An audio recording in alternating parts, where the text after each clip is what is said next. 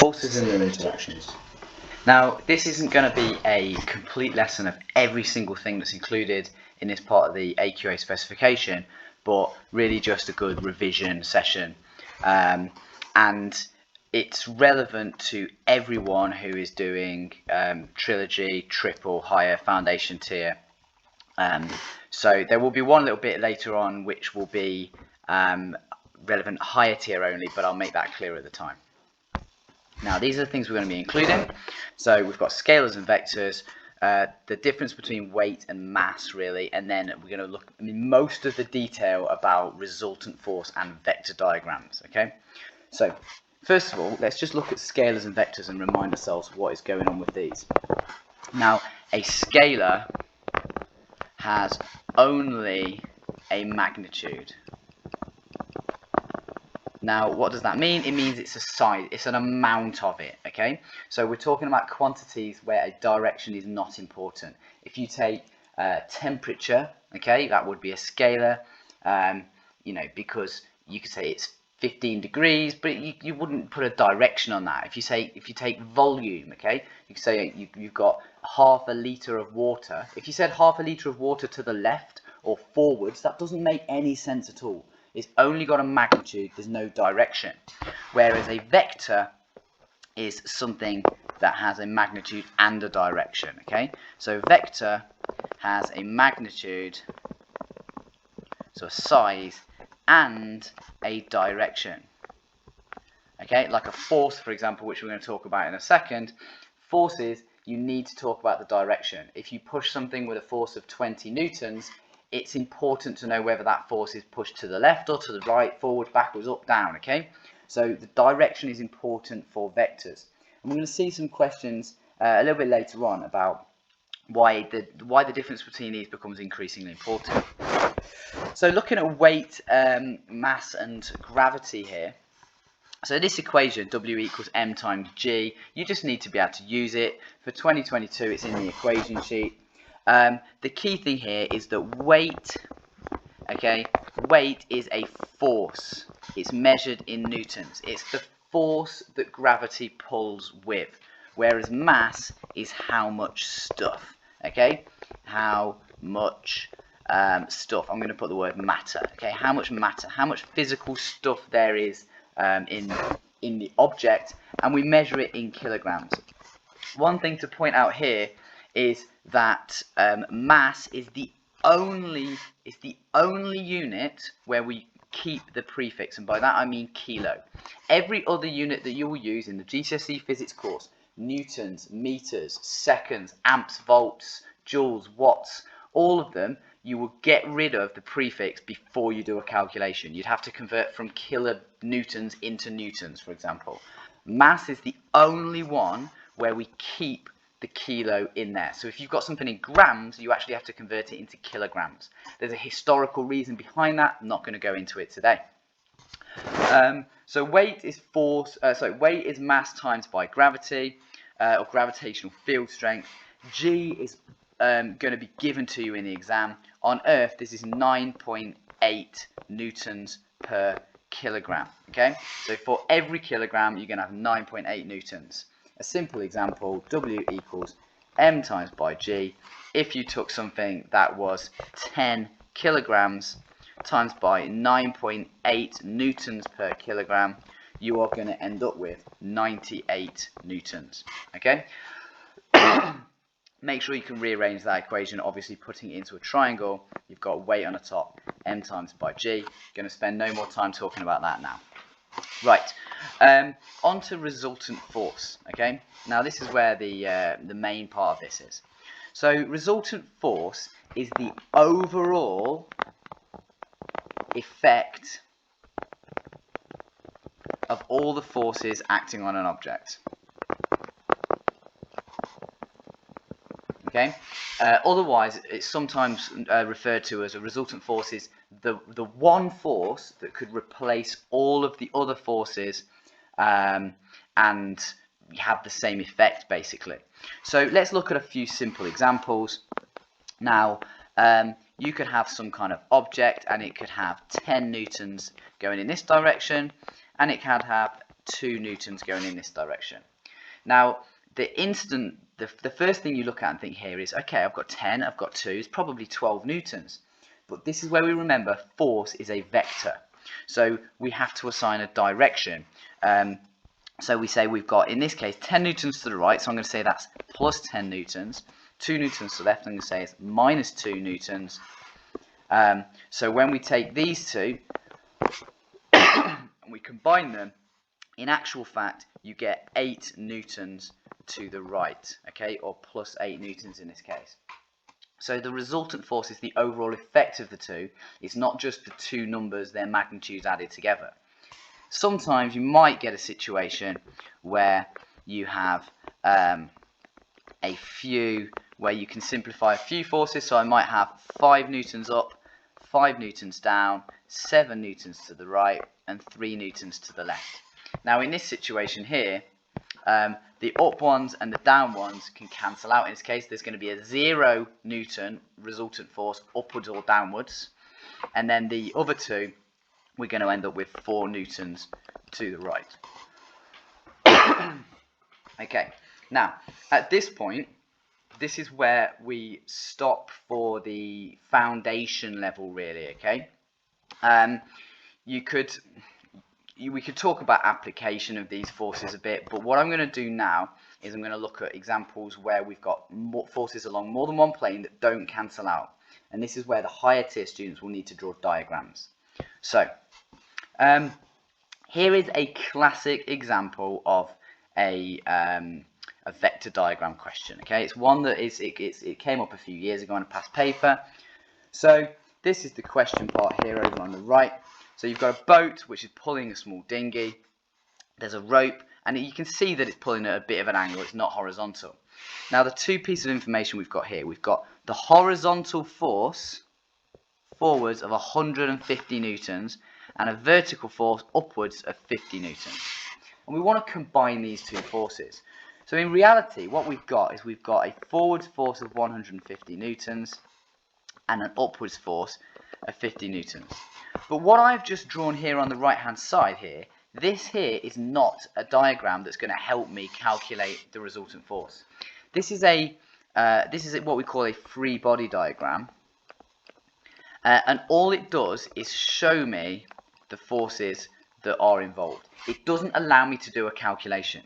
In order to do a calculation, we need to add these arrows tip to tail. Imagine if you walked 150 meters to the west in this case, and then you turned and walked 50 meters to the north.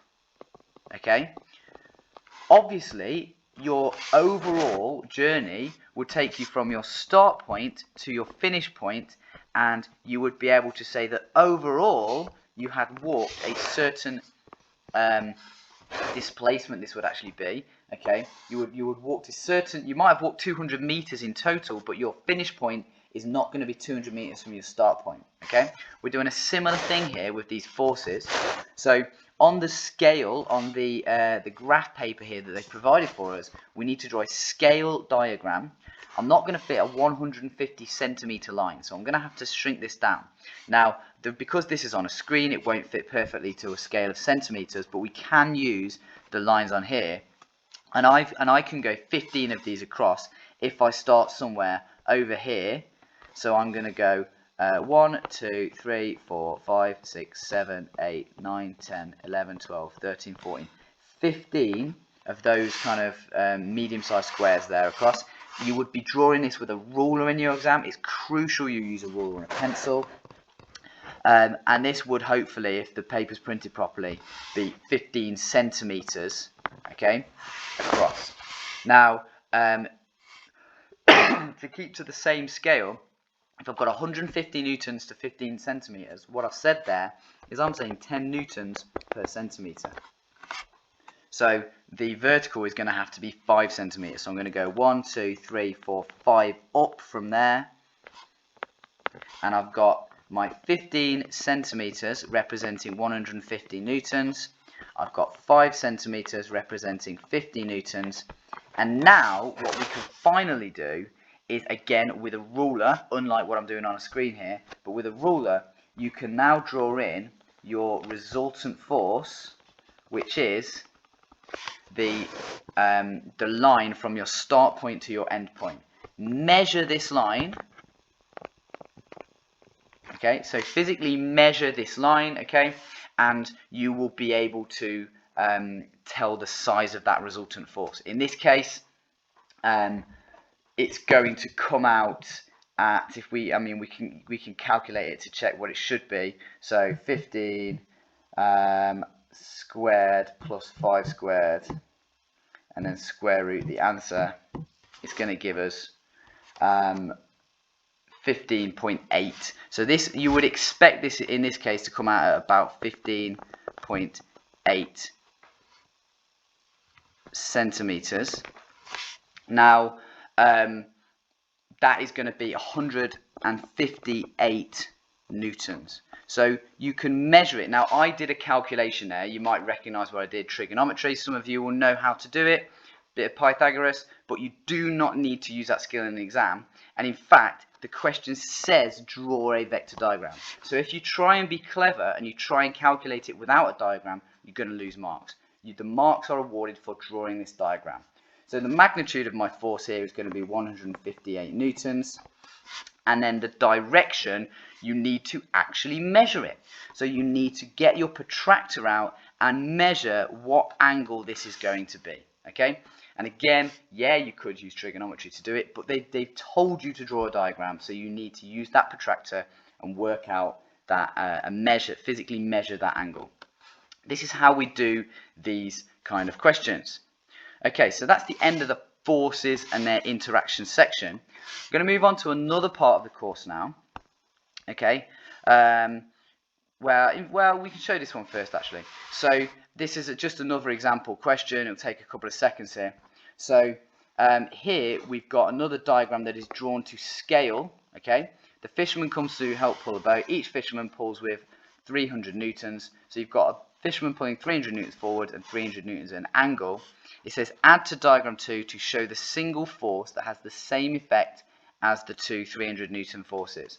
So in order to do this, you would need to combine these two forces. This is a free body diagram.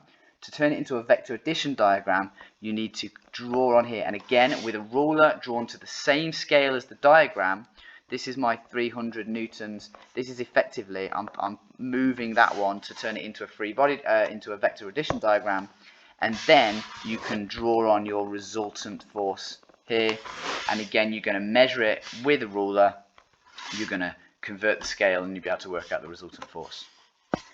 So, moving on to the other section that I mentioned then, describing motion along a line. Again, this is relevant for everyone. This is relevant for everyone in the 2022 exam. And I will make it clear when we're talking about higher tier level stuff as well. So there's a few more sections here. So first of all, some of these: distance, displacement, you heard me mention a little bit earlier, and speed and velocity. So these are your scalar and vector versions of these quantities. Now that means that displacement and velocity both have a direction, and that's absolutely crucial. Okay, the speed, distance, time equation you need to be able to use. So this is speed, distance, and time. And now if you want to put that into a triangle, okay, distance is on the top of that triangle, so just make sure you can use that equation. Again, it's given to you in the equation sheet this year in 2022. If we're looking at these scalars and vectors, then let's just make sure we understand exactly what they mean. So first of all, distance and displacement. If I went on a journey that was this journey here, for example, from a start point to a finish point, okay, so I've gone all the way around here.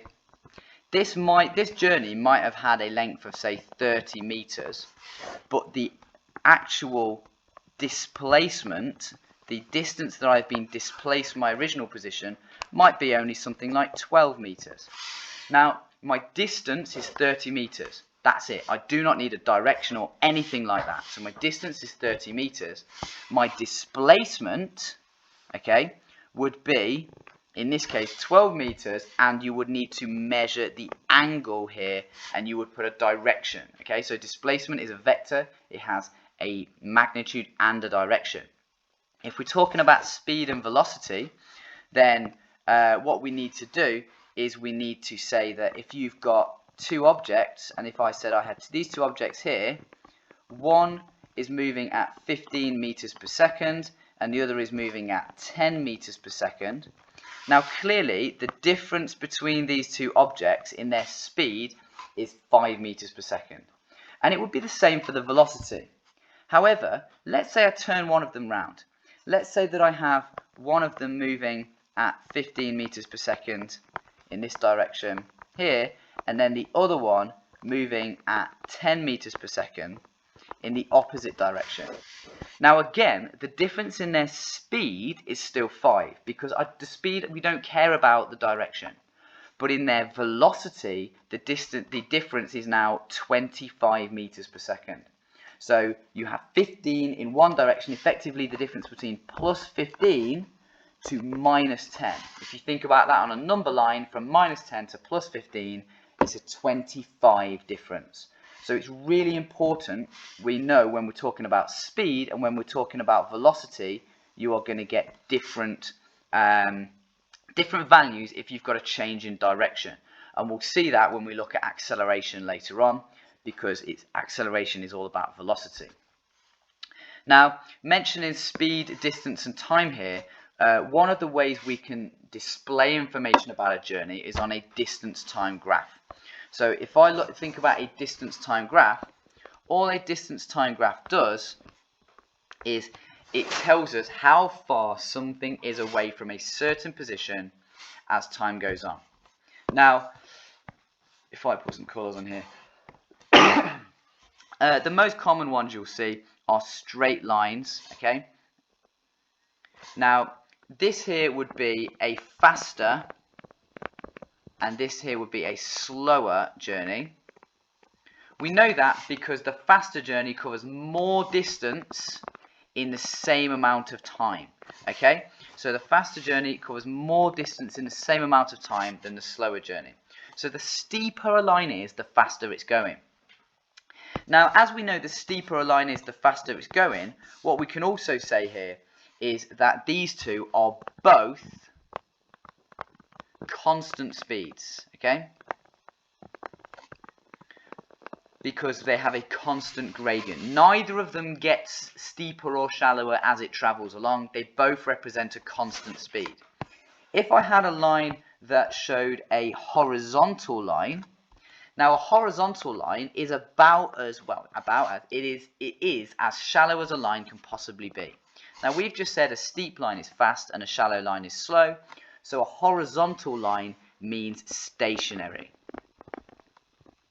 Okay, so this is not moving. It's shown if this was 20 meters, okay, this could be as you go 1 or say 1, 2, 3, 4 seconds. Okay, this is saying your position is at 20 meters after 1 second, your position is still at 20 meters after 2 seconds, your position is still at 20 meters after 3 seconds. You're not going anywhere. Okay. The other kinds of lines you can get on these is you can get curved lines. If I draw another graph here, you could get a curved line where you have a line that is getting steeper. So a line starts off shallow and gets steeper. That would represent acceleration because it starts off slow and ends up fast, whereas a line that starts off steep and ends up shallow is going to be deceleration. Okay, so this is where it's going to be getting slower. It starts off steep, it starts off fast, ends up slower. Now, distance time graphs, you can be asked to do calculations on them, or you can be asked to describe a journey. And we're going to look at that on the next slide here now. So, on this slide here, we've got an example of a distance time graph. I must have cropped this to cut off the label time in seconds here on the bottom.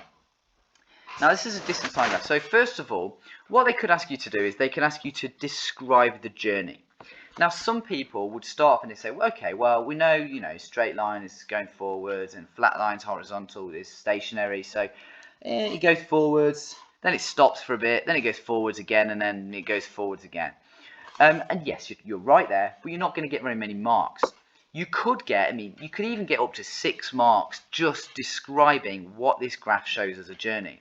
And if you're going to do that, we're going to describe the motion. We're going to say for how long. We're going to say if we can, if possible, we're going to calculate the speed. So I'm going to start off by looking at A to B. Now in this section here, I'm not just going to say it's traveling along. I'm going to say it's traveling in this section here at a constant speed. It's doing that for, if we have a look at here, for 40 seconds, okay? Or from 0 seconds to 40 seconds. It does it for 40 seconds. Constant speed for 40 seconds. But I could also actually calculate that constant speed. And what I would do on a distance time graph, we're going to use speed equals distance over time. So we say the distance it travels there is 200 meters. From 0 to 200, that's 200 meters. And it does it in 40 seconds. So I'm going to do 200 divided by 40, and we are going to get there 5 meters per second. So it travels at a constant speed for 40 seconds of 5 meters per second.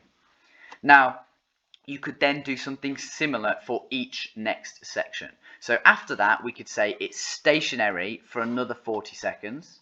Then we could say it travels at a constant speed for another 40 seconds in this section here, a constant speed for another 40 seconds, but this time it only does, and again we're going to use a ruler to measure all of these, but it does 150 meters in those 40 seconds, so your speed calculation is going to be different, okay? That's only 150 meters from 200 to 350. And then it slows down to do a constant speed again, this time for so from 120 to 260 seconds, so that's 140 seconds, and it only travels here a further 150 meters. So again, you could calculate the speed, 150 divided by 140 in that case. So describing the motion and also saying what the speed is something we need to be able to do on a distance time graph. One thing, an extra level of complication that they could do here, and this would be on a higher paper, is they could ask you to work out the speed from a curved section. Now, a curved section would involve, so if you had a distance time graph where it was, say, decelerating, what you would need to do to calculate the speed at a particular point is you would need to draw a tangent to the line and then find the gradient of that tangent. Now I'm going to show you an example on a question when we look at velocity time graphs in a moment. So the next thing to do is to talk about acceleration. Now there are two equations for acceleration. The first one is if you have the speed values, so we have initial speed and final speed. So U we tend to give initial or initial velocity. V we tend to give final velocity. And you can see that if we did V minus U, we would get our change in velocity. Okay, so this is our change in velocity. Now the equation that is in the equation sheet that you'll see is acceleration is change in velocity divided by time. So if we look at an example, now I'm going to do one where we've got some different directions going on. So if I said that you had initially, so at a start point, we had an object moving forwards at 20 meters per second, and then sometime later, that object is in fact moving backwards at 30 meters per second. And let's say, how long did that take? So let's say the time was 5 seconds.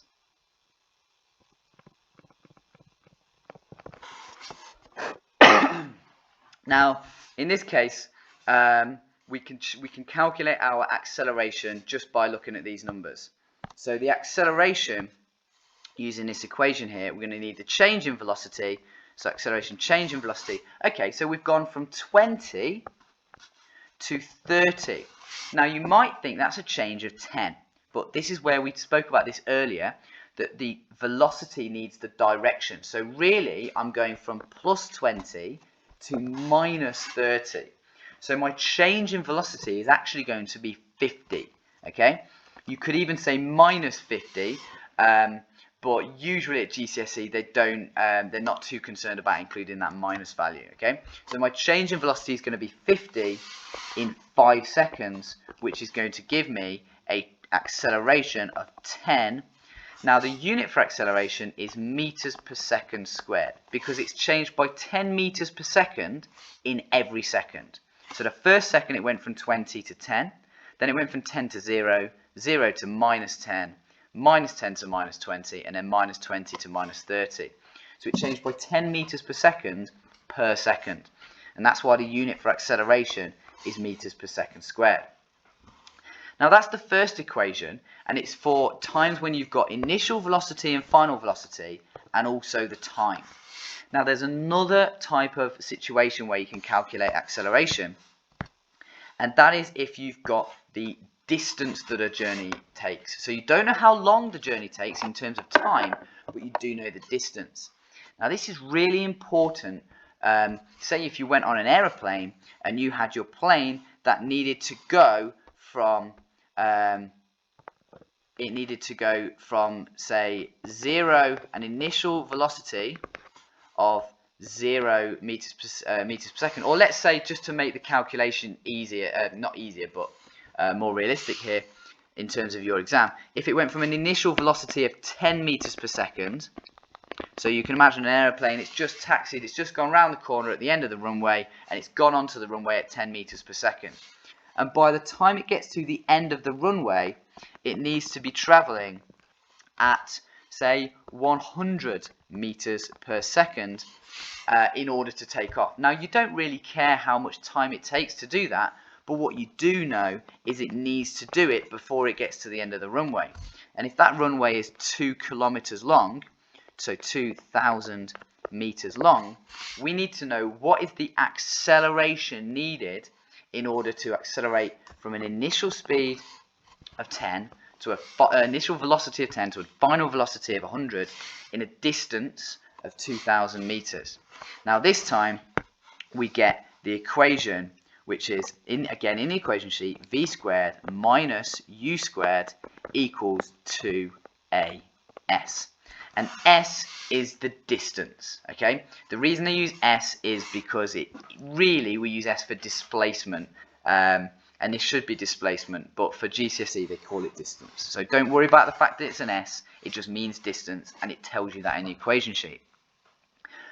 Now in terms of how we do this calculation, how we use the equation here, those of you who are mathematically minded will just be able to rearrange this equation. If I'm trying to calculate acceleration, you can rearrange this equation straight away, and you'll probably be able to do this. V squared minus u squared over 2 times by s.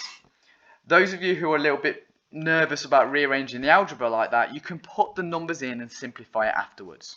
So I'm going to physically write the numbers that we've got from the equation from the question into this. So v is 100, so I'm going to say I've got 100 squared take away 10 squared equals 2 times by a, which we don't know, the acceleration, times by 2,000. Now we can simplify this a little bit. 100 squared, you can type all this into your calculator, and I suggest you do so. 100 squared is 10,000. So 10,000 take away 100 equals, and then you've got 2 times 2,000 is 4,000. So 4,000 times by a. And finally then, the last step, so I'm going to simplify the left-hand side here to get 9,900 equals 4,000 times by a. and you can do 9,900 divided by 4,000, and it's going to give you your acceleration. So you can work out your acceleration in this situation here. Now, this particular equation is higher, okay? So this is a higher tier equation for acceleration, whereas this one here, the one where you've got to use acceleration with change in velocity and time, that could be on higher or foundation. Okay, so the one with distance, this more complicated one, this is a higher tier equation. And you just need to make sure you can either rearrange the equation for the necessary values or put the numbers in first and then rearrange it. It can get tricky when you're working out V or U because you've got to end up with square roots and things at the end, but put the time in and practice it. The final thing then today is to look, or almost final thing to do, is look at velocity time graphs. So a velocity time graph is similar to a distance time graph, but it tells us the velocity that something has as time goes on. Now in this case, anything going upwards represents an increase in velocity. So clearly here it's gone from 0 meters per second to what's that, about 18 meters per second. At this point here, this is not stationary. It's very important. This is not stationary. This is a constant velocity of 18 meters per second, and then it slows down in this section here over on the right. Now, the calculations that you can be asked to do here are the acceleration is change in velocity divided by time. So if you wanted to work out the acceleration for the section from A to B, this section here, well, all we'd need to do is we need to say what's the change in velocity, which is 18, what's the time, which is 6, 18 divided by 6 is going to give me my acceleration of 3 meters per second squared. So again, you can see we're calculating the gradient to find acceleration. Any one of you, higher or foundation, could be asked to do that. The things that they can ask you to do on a higher tier paper that they won't ask you to do on a foundation paper is they could ask you to find the distance travelled or the displacement in this situation. Now the distance travelled on a velocity time graph is going to be the area under the graph, because distance equals speed times by time. And when you're taking speed or velocity times by time, okay, you are going to end up with the area under this graph. Now, if you wanted to work out the area in the distance travelled in the first 6 seconds, what you need to do is you need to find the area of this triangle here. Now, you should know the area of a triangle is half the base times by the height. So half, so 0.5 times by the base, which is 6, times by the height, which is 18. So 0.5 times 6 times 18, you put that into your calculator, and this is going to give you 54 meters of distance in this first triangle. The rectangle then, if you wanted to work out the distance between B and C, so between 6 and 12 seconds, this is just going to be 6 times by 18. It's just the area of a rectangle. So 6 times by 18 is going to be twice 54. So again, you're going to put it into your calculator, but hopefully this is, unless my maths is wrong, it's going to come out as 108 meters. And then you would need the last section if you wanted to do from C to D, which again is going to be 0.5, so half the base times the height, times by, now my base here from 12 to 20, this is 8 seconds, times by my height of 18. So 0.5 times by 8 times by 18 is going to be 4 times by 18, which is 72. Okay? And then if you wanted to work out the total distance covered here, you could add all of these up. You could also do this using the trapezium rule. So those of you who know the trapezium rule, you can calculate the area of this trapezium like that. I prefer to split it into triangles and rectangles, mainly because some questions will ask you for a specific section of this graph and not for the whole thing. So you do need to be able to do the triangles and the rectangles just in case it asks you for specific sections. So velocity time graphs, there's a bit going on. Again, I stress here, for foundation, you could be asked to calculate the acceleration using the change in velocity over time. This area thing is only going to come up on a higher tier paper. Then you get, and I mentioned this earlier, you get these questions where you would need to calculate the acceleration from some point on a curve. So if they gave you a question, they said, I want to know the acceleration after 8 seconds. And sometimes they call it the instantaneous acceleration because it's the acceleration at that specific moment. So 8 seconds into this journey, I'm going to draw my line up here, okay, with a ruler. I'm going to be very careful, and it's clearly at this point here, isn't it? Now, what I cannot do here, and I'm going to stress, I'm going to draw this in red and I'm going to rub it out, okay? What you cannot do is to draw a line over to here, and then draw a line down, and then calculate the acceleration from those two values, because all that's going to do is it's going to give you the average acceleration over the first 8 seconds, which is not what the question has asked. The question has asked for the instantaneous acceleration at that point in time. So what you need to do is you need to draw yourself a tangent to this curve. Now again, this is difficult to draw on a tablet screen here, but you would draw it with a ruler in your exam and a pencil, and it's going to be a straight line that just clips. Mine wasn't quite close enough then, you might lose a mark for that. But a straight line that just clips this line at that point. And then you're going to work out the gradient of that line. So choose some sensible points on your line that you've just drawn. I'm going to choose this one because it fits onto a point there. And I'll probably go with this one down here. So I'm going to go across here. I'm going to go down there. Now my change in velocity here of that is going to be 7. And my time taken there from 5 to 10 is 5. So my acceleration here is going to be 7 over 5. And you'd put that into your calculator and you'd work out what it's going to be. 7 over 5 is going to be 1.4 meters per second squared. So for a point on a curve, you need to be drawing a tangent and finding the gradient of that tangent to work out the acceleration there. And it would be the same skill for working out the speed on a curved distance time graph. So the very final thing we're going to look at today then is drag and terminal velocity. So drag and terminal velocity, the most straightforward thing here is to recognize that as speed increases, drag increases. Drag being friction or air resistance or water resistance if you've got an object moving through a liquid or anything like that. It's the frictional force that you feel.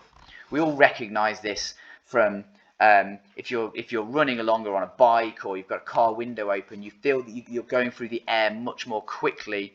There's much more force pushing back on you. So as speed increases, drag increases. Now, this can be applied to a particular graph. Now, it's a velocity time graph. Now, everyone needs to be able to recognize these ideas of drag changing as speed changing. For some reason, it's referred to in the triple specification as being able to link the forces to this graph. But understanding the forces and understanding the graph, everyone needs to be aware of. So it's worth being aware of this anyway. Now, if you jumped out of an aeroplane, obviously with a parachute, okay? If you jumped out of an aeroplane, you would accelerate towards the ground, and your speed would increase as time goes on. But you wouldn't keep accelerating forever and ever and ever. Eventually, what would happen is you would reach what we call a terminal velocity, a maximum speed. The same thing happens if a car is accelerating along a road. It'll initially accelerate quickly, and then it accelerates slow, less and less and less until it reaches that top speed. And just to explain what's going on in these situations, so I'm just going to take three positions here. So I'm going to take A, which is just after you've jumped out of the plane, B, which is some point along here, and C, which is a point when the line has turned flat here.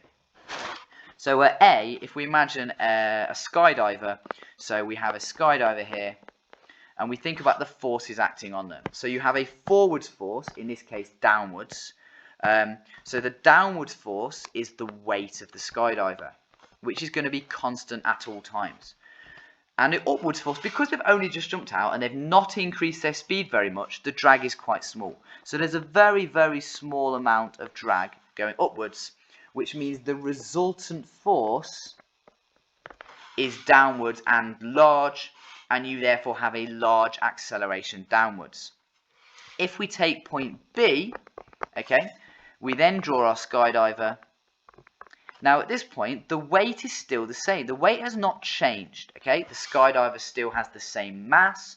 They're still on the same planet. The gravitational field strength has not changed drastically. So the weight is still the same. But at this point, the drag has now increased. So now you still have a resultant force down, but you'll notice the resultant force is significantly smaller. This means you've got a smaller acceleration forwards. So speed is still increasing. It's still getting faster at this point, but it's not getting faster at such a high rate. Finally, we get to point C, okay? Now at point C, our skydiver again has exactly the same weight as before, but this time there is a drag force which completely balances out the weight. So there is no resultant force, meaning that there is no acceleration, so the skydiver is now falling at a constant velocity. So being able to link the weight and the drag, and each time mention weight, drag, resultant force, acceleration. Okay, weight, drag, resultant, acceleration. And if you do that at each stage, then you're going to get loads and loads of marks on this kind of question. So that's describing motion along a line. So we've been looking at forces and their interactions and describing motion along a line. That's two sections from the advanced information in the forces and motion chapter, which are due to come up in the 2022 paper on all of the papers. Good luck with those topics, and I will be making other videos on some of the other sections coming soon.